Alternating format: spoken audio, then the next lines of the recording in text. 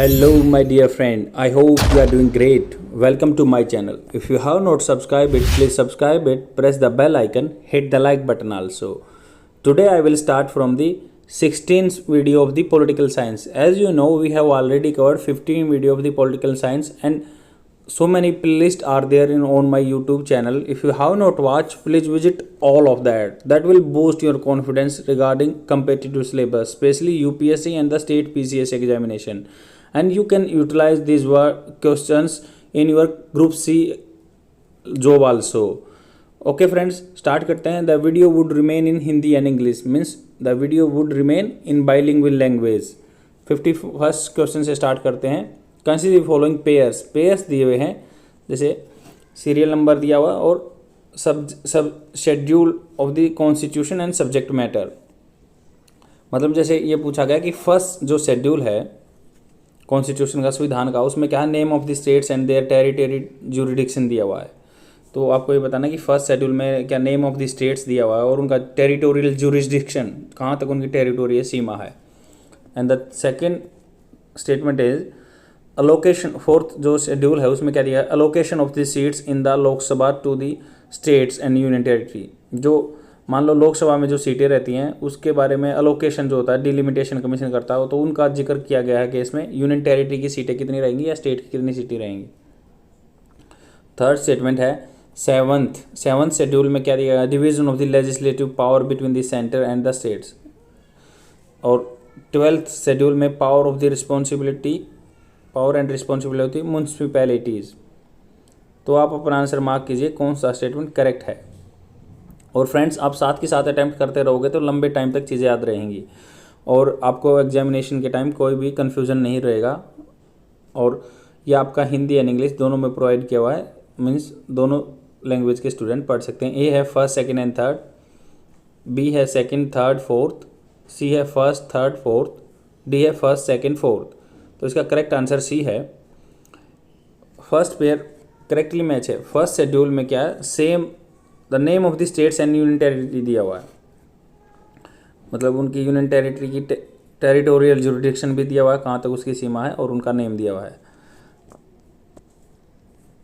Second incorrectly match है क्योंकि fourth schedule में contains the provision in relation to the allocation of the seats for states and union territory. Rajya Sabha, Lok Sabha में member का नहीं दिया हुआ, राज्यसभा में जो मेंबर हैं उनकी सीट्स दी हुई हैं और उनका यूटी एंड स्टेट्स की सीट्स दी हुई हैं. थर्ड स्टेटमेंट करेक्ट है क्योंकि जो 7th शेड्यूल में हमारी सूचियाँ दी हुई हैं, union list, state list and concurrent list, जिसमें लेजिस्लेटिव लिस्ट दी हुई है, कौन कौन से पे कौन रूल बना सकता है. फोर्थ करेक्ट मैच है क्योंकि 11th शेड्यूल में पंचायत के बारे में दिया हुआ है और 12th शेड्यूल में म्यूनसिपैलिटी की वर्क पावर रिस्पॉन्सिबिलिटी दी हुई है. नेक्स्ट क्वेश्चन देखते हैं. 52nd question, which of the following person appointed by the president of India by warrant and under his hand and seal.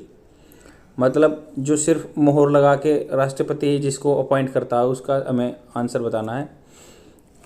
उसको बोलते हैं warrant under his hand and seal. Seal मतलब मुद्रा, seal जो मोहर, और उसके पावर के अंदर under his hand power.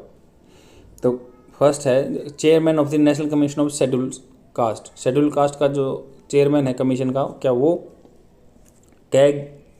Third है CEO of NITI Aayog. Fourth है चेयरमैन ऑफ द NHRC. तो कौन सा स्टेटमेंट करेक्ट है, आप अपना आंसर मार्क कीजिए. ए है फर्स्ट एंड सेकंड, बी है फर्स्ट सेकंड फोर्थ, सी है फर्स्ट सेकंड थर्ड, डी है थर्ड एंड फोर्थ. तो इसका सॉल्यूशन ए है क्योंकि जो चेयरमैन है SC जो कमीशन का, वो भी प्रेसिडेंट अपने hand and seal, under warrant hand and seal बोलते हैं, और कैग को भी by warrant under his hand and seal. और थर्ड एंड फोर्थ गलत है क्योंकि PM जो होता है, CEO होता है, चेयरपर्सन होता है नीति आयोग का, और वही CEO को डिसाइड करता है. और NHRC के में क्या एक कमेटी होती है, हाई लेवल कमेटी है, वही NHRC का जिसमें CGI होता है, प्रेसिडेंट होता है, अपोजिशन लीडर होता है. तो कई तरह के हैं, बट हाँ ये under hand and seal procedure के अंदर नहीं आता है, कमेटी डिसाइड करती है, उसके बाद प्रेसिडेंट उसका डिसाइड करता है। नेक्स्ट क्वेश्चन देखते हैं 53rd क्वेश्चन। और ज़्यादातर नेशनल ह्यूमन राइट कमीशन के रिटायर्ड जज ही होते हैं। तो 53rd क्वेश्चन देखते हैं, under which of the following का circumstances a bill lapse on the Lok Sabha is dissolve. तो सर्कमस्टांसिस दिए हुए हैं कि कब बिल लैप्स हो जाता है, जब सेशन में नहीं होती लोकसभा या राज्यसभा, उसके लिए कंडीशन दी हुई है। A bill pending in the Rajya Sabha but not passed by the Lok Sabha, pending है राज्यसभा में but not passed by Lok Sabha द्वारा पास नहीं किया गया वो, क्योंकि वहाँ पहुँचा ही नहीं होगा तो पास नहीं किया गया, बस पेंडिंग राज्यसभा में ही है itself. And second is a bill passed by the Lok Sabha but pending in Rajya Sabha, Lok Sabha ने पास कर दिया, राज्यसभा में पेंडिंग है। थर्ड है a bill passed by the both houses but return by the president for reconsideration of the house, bill pass कर दिया by both houses but return by the president, president ने return कर दिया reconsideration के लिए। Fourth है a bill pass by the both houses but pending assent of the president, president के assent के लिए पेंडिंग पड़ा है, पास हो गया दोनों हाउस में। तो कौन सा स्टेटमेंट करेक्ट है, आप अपना आंसर मार्क कीजिए, कौन सा लैप्स होगा कौन सा नहीं होगा। ए है सेकंड ओनली, बी है सेकंड एंड थर्ड, सी है फर्स्ट सेकंड एंड थर्ड और डी है थर्ड एंड फोर्थ। तो इसका करेक्ट सॉल्यूशन ए है, स्टेटमेंट ए इनकरेक्ट है। जैसे bill pending in the Rajya Sabha but not pass in the Lok Sabha does not lapse, मतलब आप समझो राज्यसभा में पेंडिंग है, उसमें पास हुआ ही नहीं, लोकसभा तक पहुंचा ही नहीं है, तो पहुंचा नहीं है तो लैप्स नहीं होगा, क्योंकि आपको पता है लेजिस्लेशन के मामले में लोकसभा की पावर थोड़ी सुपीरियर है राज्यसभा से। हालांकि दोनों इंडिपेंडेंट एंटिटी हैं बट इनमें डिफरेंस है पावर में। तो आपको ये याद रखना है कि लोकसभा में जो भी पेंडिंग बिल रह जाएगा ना, वो हमेशा लैप्स, मान लो ये राज्यसभा से भी, राज्यसभा में पेंडिंग है पर जो लोकसभा में पेंडिंग रह जाएगा वो लैप्स हो जाएगा हमेशा। तो जैसे a bill pass by the Lok Sabha pending in the Rajya Sabha lapses, जैसे लोकसभा ने पास कर दिया और राज्यसभा में पेंडिंग है तो लैप्स हो जाएगा। A bill pass by the both houses but return by the president reconsideration does not lapse, वो भी लैप्स नहीं होगा, ये भी इनकरेक्ट स्टेटमेंट है। And a bill pass by the both houses pending assent for the, वो भी lapse नहीं होगा। और bill pending in the Lok Sabha lapses whether originated in the Lok Sabha और ट्रांसमिटेड टू द राज्यसभा, मतलब जो बिल लोकसभा में पेंडिंग रहेगा वो लैप्स हो ही जाएगा। तो आपको याद रखना है कि जो लोकसभा में बिल पेंडिंग रहेगा कैसी भी कंडीशन वो पास हो, वो लैप्स हो जाएगा, वो ख़त्म हो जाएगा, क्योंकि लोकसभा की सिक्योरिटी रहती है लेजिस्लेशन में। A bill not pass by the two houses due to disagreement, और अगर उसकी ज्वाइंट सीटिंग होनी है अंडर आर्टिकल 108 तो वो भी लैप्स नहीं होगा, क्योंकि वो दोनों ने पास डेडलॉक है और 108 के तहत उनकी ज्वाइंट मीटिंग होगी और दोबारा से वो असेंट पास हो सकता है, इसलिए लैप्स नहीं होगा वो। 54th क्वेश्चन देखते हैं, with reference to the constitutional provision related to the independence of the supreme court of India consider following statement, मतलब सुप्रीम कोर्ट के इंडिपेंडेंस के बारे में दिया गया कि संविधान में क्या क्या बातें लिखी गई हैं। फर्स्ट स्टेटमेंट है द रिटायर्ड जज of are prohibited from pleading in any court within the territory of India, pleading होता है अपने प्रैक्टिस करना, तो रिटायर्ड जज हैं जो क्या आपने कभी भी प्राइवेट कोर्ट में कहीं भी नहीं कर सकते, प्लीड नहीं कर सकते या प्रैक्टिस नहीं कर सकते आफ्टर रिटायरमेंट के बारे में बात है। It's jurisdiction can only be extend but not cartel by parliament, मतलब ज्यूरिडिक्शन इसका जो न्याय के क्षेत्र है, डोमेन है इसकी, तो वो अब बढ़ा सकते हैं, घटा नहीं सकती पार्लियामेंट। थर्ड है administrative expenses are charge on the consolidated fund of India, तो जो इसका एडमिन में खर्चा आता है क्या वो कंसोलिडेटेड फंड ऑफ इंडिया पे चार्ज रहता है, चार्ज एक्सपेंडिचर आपने सुना होगा। तो कौन सा स्टेटमेंट करेक्ट है, आप अपना आंसर मार्क कीजिए। ए है फर्स्ट ओनली, बी है थर्ड ओनली, सी है फर्स्ट एंड सेकंड और डी है फर्स्ट सेकंड एंड थर्ड। तो इसका करेक्ट सॉल्यूशन डी है। एज पर आर्टिकल 124 क्लोज 7, 124 के क्लोज 7 में no person who has held office as a जज of the supreme court shall plead or act in any court or before any authority within the territory of India, मतलब जो भी जज है supreme court का वो कहीं भी आर्टिकल 1 to 4 के क्लोज 7 में दिया हुआ है कि वो अपनी प्रैक्टिस एज ए जज supreme court shall plead direct in court before any authority within the territory of India. तो वो प्लीड कर सकते हैं। Who has held office as a जज supreme court shall plead or act in the any court before any authority. तो वो अपने India में कहीं भी आफ्टर रिटायरमेंट अपना प्रैक्टिस कर सकते हैं। सेकेंड स्टेटमेंट करेक्ट है। It's jurisdiction can only be extended but not cartel by the parliament. Jurisdiction है, इसका बढ़ा जा सकता, कटा नहीं जा सकता। थर्ड है आर्टिकल 146 में दिया हुआ है एडमिनिस्ट्रेटिव जो एक्सपेंसेस हैं, वो सैलरी है, अलाउंस है या इनकी पेंशन है जो जज वगैरह हैं, तो इनकी क्या है सर चार्ज रहेगी, मतलब बिना अप्रोप्रिएशन बिल के निकाली जा सकती है, उसको ही चार्ज बोलते हैं। तो उसके लिए कोई बिल पास नहीं करना पड़ता, डायरेक्ट उनकी सैलरी आ जाती है। और आपको मैं यहाँ पे मतलब ग्लिच है या कैच लगा लो, तो हाई कोर्ट के जो सुप्रीम कोर्ट हैं, हाई कोर्ट के जो मान लो CGI हैं, जो क्या बोलते हैं जजेज हैं या चीफ जस्टिस हैं, उनको वहाँ के हाई कोर्ट के, तो उनको क्या करना है, उनकी पेंशन और सैलरी के बारे में बात करते हैं, क्योंकि यहाँ पे क्वेश्चन बन सकता है, बहुत बार आया हुआ है। तो उनकी जो पेंशन है या सैलरी है, तो उनकी जो सैलरी है वो होगी स्टेट के consolidated fund of India, state के फंड से निकलेगी सैलरी, पर पेंशन उनकी इंडिया के कंसोलिडेटेड फंड से निकलेगी।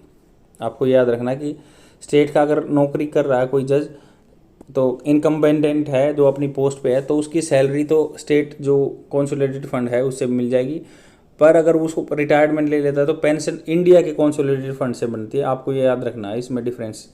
55th का क्वेश्चन देखते हैं। Which of the followings are the part of the guiding principle of the NITI Aayog. NITI Aayog के गाइडिंग प्रिंसिपल्स क्या हैं, किस बेस पे नीति आयोग काम करता है? बॉटम अप अप्रोच, सेकेंड है डेमोग्राफिक डिविडेंड, थर्ड है इंक्लूजन, फोर्थ है सिटीजन चार्टर, अंत्योदय। तो कौन से बेस पे काम करता है, प्रिंसिपल कौन से, गाइडिंग प्रिंसिपल कौन से हैं नीति आयोग के? ए है first second and fourth, B है second third and fourth, fifth, D है फर्स्ट थर्ड फोर्थ, और डी है first second third fourth fifth. तो कौन सा स्टेटमेंट करेक्ट है? इसका करेक्ट स्टेटमेंट बी है। नीति आयोग के प्रिंसिपल हैं Antyodaya, inclusion, village, demographic dividend, people participation, governance, sustainability. तो आपको यह रखना कि इंक्लूड कर रखना नीति आयोग का काम है सबका। विलेज के नाम पे काम करता है, डेमोग्राफिक डिविडेंड आदमी कितने कहाँ पे करते हैं, पीपल का पार्टिसिपेशन करना, गवर्नेंस अच्छा होना चाहिए, सस्टेनेबिलिटी होनी चाहिए, और अंत्योदय होता है कि हर टाइम के हर प्रकार के आदमी का डेवलपमेंट होना चाहिए, चाहे वो किसी भी स्टेटा का हो। तो बॉटम अप अप्रोच इसमें इंक्लूड नहीं होता, ना citizen charter are not part of the guiding principle, citizen chart भी नहीं है इसके। और Antyodaya, inclusion and demographic dividend are the guiding principle. Next question देखते हैं। 56 question. With reference to the foreign contribution regulation amendment act 2020 consider the following statements. तो जो foreign contribution regulation amendment act है उसके बारे में 2020 में अमेंड हुआ था, उसके बारे में स्टेटमेंट दिया है। Aadhaar number is mandatory for the all the office bearer, जो बीरियर हैं ऑफिस में काम करते हैं ऑर्गेनाइजेशन में, seeking permission from the government to accept foreign contribution. मगर मान लो बाहर से फंड लेना है, कंट्रीब्यूशन आ रहा है तो उसको लेना है, तो सबके आधार नंबर मैंडेटरी हैं जो आपके ऑर्गेनाइजेशन में काम कर रहे हैं। It reduce the cap on using foreign contribution from the administrative expenses from 50% to 20%। मान लो अगर आपका फॉरेन कंट्रीब्यूशन आ रहा है एडमिन के लिए, आप सिर्फ 50 पहले यूज़ कर सकते हैं, आप 20% यूज़ कर सकते हो उसको अपनी ऑर्गेनाइजेशन चलाने के लिए। थर्ड है it prohibits the transfer of the foreign contribution to another person and organisation. ये नहीं कि मान लो बाहर से कंट्रीब्यूशन आ गया तो दूसरे को आप वहाँ किसी ऑर्गेनाइजेशन को ट्रांसफ़र कर दोगे या किसी आदमी को ट्रांसफ़र कर दोगे। तो कौन सा स्टेटमेंट करेक्ट है, आप अपना आंसर मार्क कीजिए। ए है फर्स्ट ओनली, बी है सेकंड एंड थर्ड, सी है फर्स्ट एंड थर्ड, डी है first second and third. D answer इसका करेक्ट है। एक्सप्लेनेशन ये है कि फॉरेन जो कंट्रीब्यूशन रेगुलेशन एक्ट 2010 का था उसका रेगुलेट करने का था सेप्टेम्बर 2020 है, and utilization of the foreign contribution to prohibit acceptance and utilization of the contribution for any activity detrimental to the national interest। मतलब हाँ फॉरेन कंट्रीब्यूशन आना चाहिए, पर जो नेशनल इंटरेस्ट अपने देश के हित के खिलाफ है, डेट्रीमेंटल है, हार्मफुल है, उसके हार्मफुल नहीं होनी चाहिए। हम कंट्रीब्यूशन ले सकते हैं बाहर से। जैसे बहुत सारी एनजीओ पे हमेशा एलिगेशन लगते हैं कि भाई वो बाहर से फंड लेती हैं और वो यहाँ पे अपनी सोसाइटी में या नेशनल इंटरेस्ट के यूनिटी के खिलाफ षड्यंत्र रचती हैं, कॉन्स्पिरेसी रचती हैं। फर्स्ट स्टेटमेंट करेक्ट है। As per the new amendment any person seeking prior permission registration and renewal of the registration, मतलब कोई अपना रजिस्ट्रेशन कराना चाहता है एनजीओ का या फिर वो री रजिस्ट्रेशन कराना चाहता है, उसका एक्सपायर हो गया है, तो उसके लिए आधार मैंडेटरी है। जितने भी ऑफिस बेरियर हैं, डायरेक्टर है या की फंक्शनरीज हैं जो मेन पोजीशन पे रहते हैं, उनका आइडेंटिफिकेशन डॉक्यूमेंट के लिए। सेकंड स्टेटमेंट करेक्ट है कि जो ऑर्गेनाइजेशन अपने एडमिन के काम के लिए ओनली 20% पैसा यूज कर सकती है, बाकी तो उसको वेलफेयर मेजर्स के लिए ही यूज करना है। पहले 50% थी। और थर्ड स्टेटमेंट करेक्ट है। It prohibits any transfer of the foreign contribution to any association or person. ऐसा नहीं है कि आप बाहर से पैसा लेके किसी और को ट्रांसफर कर दो, ये तो फिर वही है, इलीगल चीज़ें हो गई। 57th क्वेश्चन देखते हैं। With reference to the veto power of the president of India consider following statements. Veto power president के बारे में बोला गया है, कौन कौन सी स्टेटमेंट है। If a bill comes to the president he और she sends it back to the parliament for reconsideration then it can constitute a suspensive veto.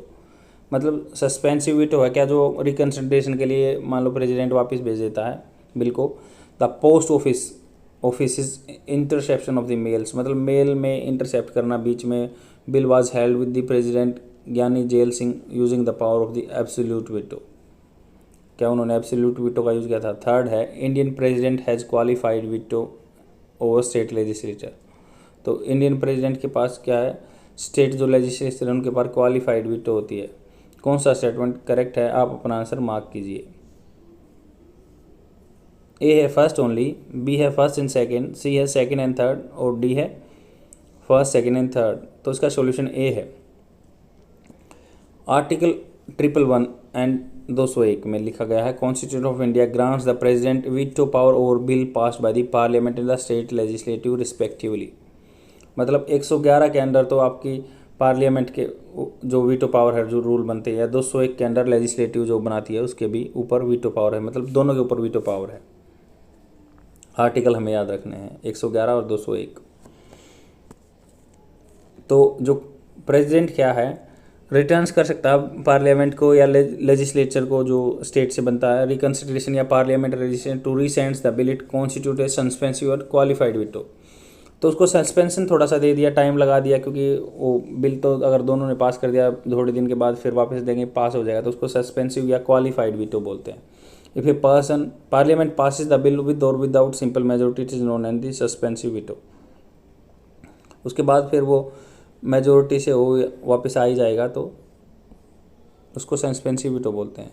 The post office interception of the mails, मतलब किसी के mail पढ़ने वाला rule था ये 1986 में ज्ञानी जेल सिंह ने अपने पास रख लिया उसने, क्योंकि इन्फ्रिंजमेंट ऑफ दी जो आजकल पुट्टा स्वामी केस के द्वारा 2017 में दिया गया था कि राइट टू प्राइवेसी है, जो वो भी एक फंडामेंटल राइट में इंक्लूड किया गया। तो ये आज की नई बात नहीं है, 1986 में ज्ञानी जेल सिंह भी इन चीज़ को समझते थे, उन्होंने पॉकेट वीटो के थ्रू अपना बिल रख लिया था अपने पास, उसको ही पॉकेट वीटो बोलते हैं। एंड थर्ड स्टेटमेंट इनकरेक्ट है, क्योंकि the president returns the bill to the parliament for the reconsideration and parliament legislature can override it by passing it again whether majority them is qualified veto. तो ये qualified veto है। When the president returns the bill, कोई भी president return करता है bill parliament में वापस reconsideration के लिए, पार्लियामेंट कैन ओवरराइड इट, मतलब ओवरराइड कर देती है, पास कर देती है हायर मेजोरिटी के द्वारा, एंड क्वालिफाइड वीटो बोलते हैं उसको। The Indian president does not enjoy the power of the qualified veto, not even case of the state legislation। President के पास क्वालिफाइड वीटो नहीं है, पार्लियामेंट के पास है, क्योंकि वो हायर मेजोरिटी से पास करके वापस भेज देते हैं, तो बिल बनेगा ही बनेगा, एक्ट बनेगा ही बनेगा बिल। 58th क्वेश्चन देखते हैं। With reference to the parliamentary committee in India consider the following statements.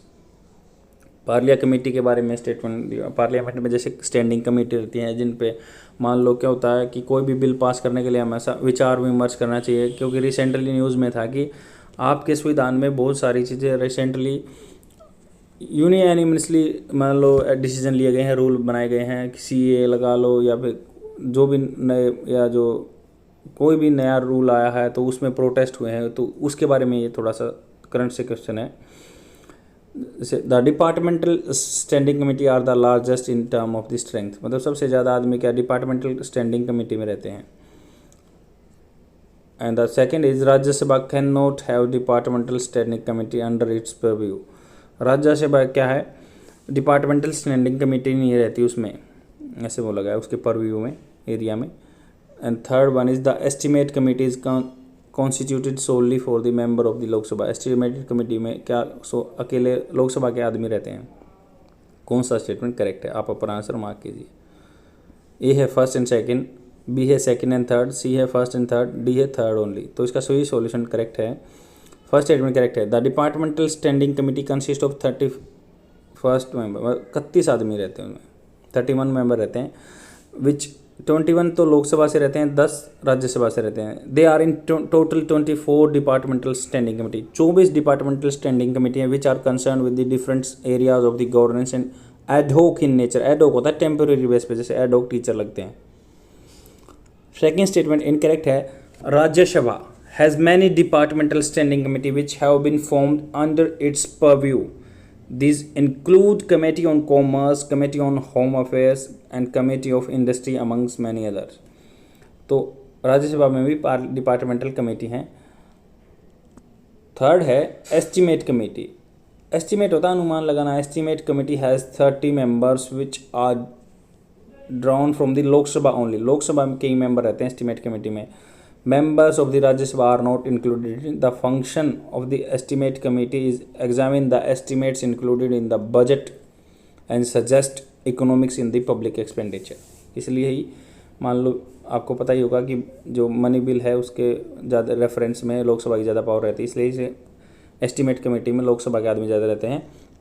और जो हमने डिपार्टमेंटल स्टैंडिंग कमेटी सबसे ज़्यादा मेंबर रहते हैं, जिसमें 31 मेंबर हैं, आपके 21 तो राज्यसभा से हैं, लोकसभा से हैं, 10 राज्यसभा से हैं। With reference to the central administrative tribunal consider the following statements. CAT के बारे में बात की गई है, जैसे जो हमारे सेंटर के और या जो ऑल इंडिया सर्विसेज के एडमिनिस्ट्रेटिव सर्विस में काम करते हैं उनके ऊपर रहता है। फर्स्ट स्टेटमेंट है it exercise original jurisdiction regarding service matter of the central civil service and all India service. तो या वही है कि एक्सरसाइज इसका जुरिडिक्शन सेंट्रल सर्विसेज के और ऑल इंडिया जुरिडिक्शन के ऊपर रहता है। सेकंड है it's jurisdictions extend to the all employ of the defence services. तो डिफेंस सर्विसेज के जितने भी एम्प्लॉय हैं उनके ऊपर भी रहता है क्या इसका jurisdictions. It is bound by the civil procedure code 1908। CrPC का फॉलो करते हैं क्या 1908 का।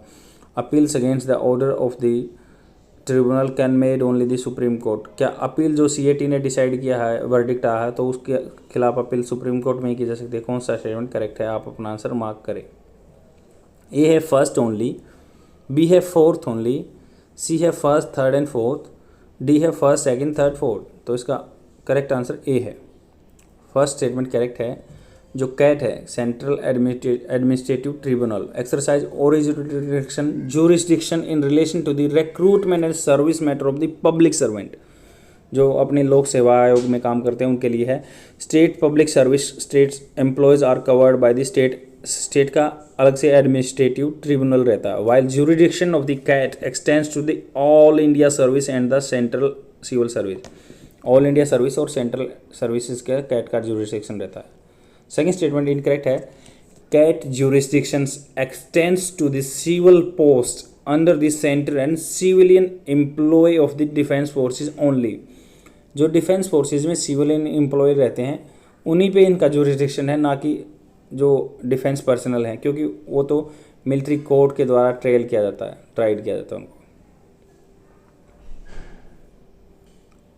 थर्ड स्टेटमेंट इनकरेक्ट है। जो कैट है, CAT is not bound by the procedure laid down in the civil procedure code 1908। It is guided by the principle of the natural justice. Natural justice के बारे में गाइड किया गया जाता है।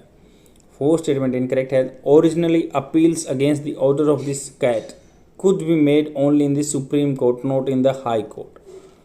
तो ये सुप्रीम कोर्ट में ही अपील की जा सकती है। इनकरेक्ट है। ओरिजिनली जो पहले था, बट अब however in the Chandar Kumar case 1997 the Supreme Court declared this restriction on the jurisdiction of the high courts as unconstitutional, holding that judicial review is a part of the basic structure of the constitution. It laid down the appeals against the order of the cat shall lie before the division bench of the concerned high court. मतलब जहाँ पे कोई अफसर काम कर रहा है उसके कैट के ने उसके खिलाफ डिसीजन दे दिया तो कंसर्न हाई कोर्ट में भी हो सकता है। पहले ये नहीं था, 1997 में चंद्र कुमार के केस से ये आया था न्यूज़ में। With reference to the 9th schedule of the Constitution of India, consider the following statements. 9th schedule के बारे में स्टेटमेंट दिया हुआ है। It was added by the first constitutional amendment. क्या पहला कॉन्स्टिट्यूशन अमेंडमेंट के द्वारा ऐड किया गया।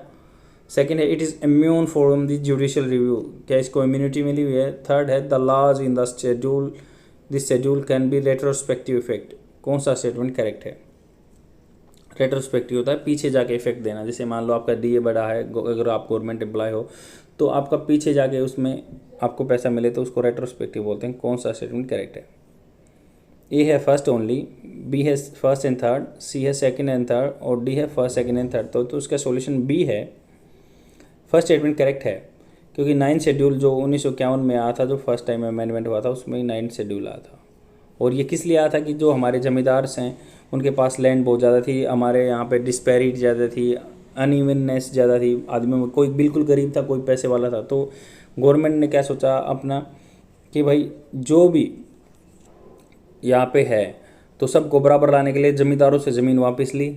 और वो बोल रहे थे कि ये हमारे फंडामेंटल राइट्स का हनन है क्योंकि ये हमारा लैंड राइट्स है, बट उनको लिया, उसको लैंड रिफॉर्म्स बोलते हैं, और गरीबों में बांटा। तो उसको उस चीज़ को इम्यूनिटी देने के लिए शेड्यूल 9 आया था कि भाई ये मान लो फंडामेंटल राइट्स का वायलेशन है बट उसको अगर 9th शेड्यूल में डाल देंगे ना तो उसके खिलाफ कोई केस नहीं जाएगा, जुडिशल रिव्यू नहीं होगा क्योंकि इम्यूनिटी मिली हुई थी 9th शेड्यूल को जुडिशल रिव्यू से पहले।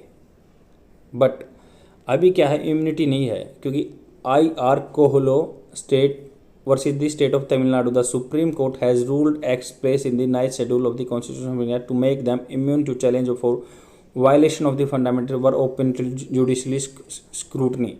मतलब अब हो सकती है जुडिशियल रिव्यू। पहले क्या था कि अगर वही मैंने बताया कि कोई खिलाफ जाएगा तो फंडामेंटल राइट वायलेशन है तब भी नहीं जा सकता था। आपको केस का नाम रखना याद रखना, IR Coelho versus state of Tamil Nadu. और थर्ड स्टेटमेंट करेक्ट है। आर्टिकल 31 के क्लोज बी में दिया हुआ has retrospective operation, meanings if the laws are inserted in the 9th schedule after they are declared unconstitutional they are considered to have been schedule 9 since their commencement and thus valid। मान लो कोई संविधान में आपको law of the violation of the human rights है but उसको retrospective effect दिया जाता है, जिस दिन से वो इम्प्लीमेंट हुआ उस दिन से उसको 9th शेड्यूल में डाल दिया जाता है। इसको ही रेट्रोस्पेक्टिव इफेक्ट बोलते हैं। ये है उसमें 9th शेड्यूल में, और ये आपका हिंदी में आंसर प्रोवाइड किया हुआ है। And friends, that is all for today. I will come tomorrow with more questions, and please share my video among your friends. As you know, it is totally paid content and I am providing all the data within the free amount, and please support my videos so that each and every student who are not capable to purchase such online course, they can get benefited within the small amount or within the free amount. Sorry. Okay friends, bye.